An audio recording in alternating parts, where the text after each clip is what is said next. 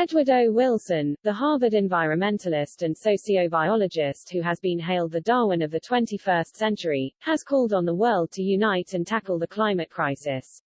Speaking just days before the COP26 climate summit in Glasgow, the 92-year-old said he is positive the international community can work together on the issue. Towards this goal, he said the United Nations needs to tackle climate change head-on, while at the same time implementing measures to preserve plant and animal species.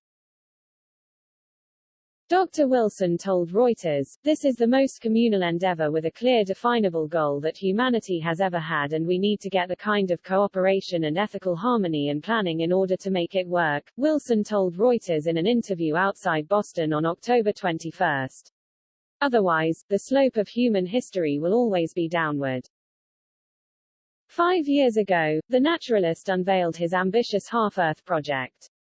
The initiative called for half of the planet's available land and half of all seas and oceans to be designated wildlife reserves.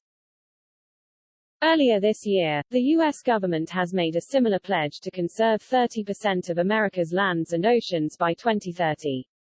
Similarly, a coalition of the world's biggest conservation groups issued a statement in late 2020, calling on the world to preserve 30% of the planet by 2030, as well as for half of the planet to be protected by 2050.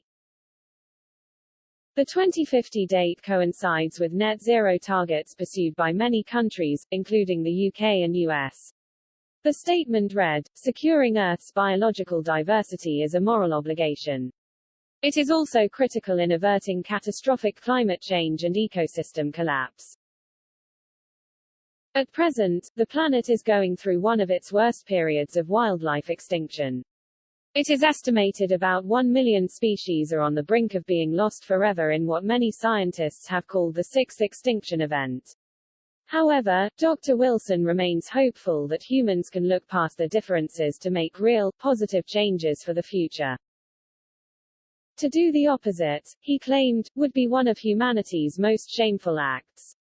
He said, "It will be one of humanity's proudest achievements. If we fail to do it, and a large portion of the biological diversity of the world is allowed to be exterminated, for all of the generations to come that carelessness will be regarded as one of humanity's greatest failures."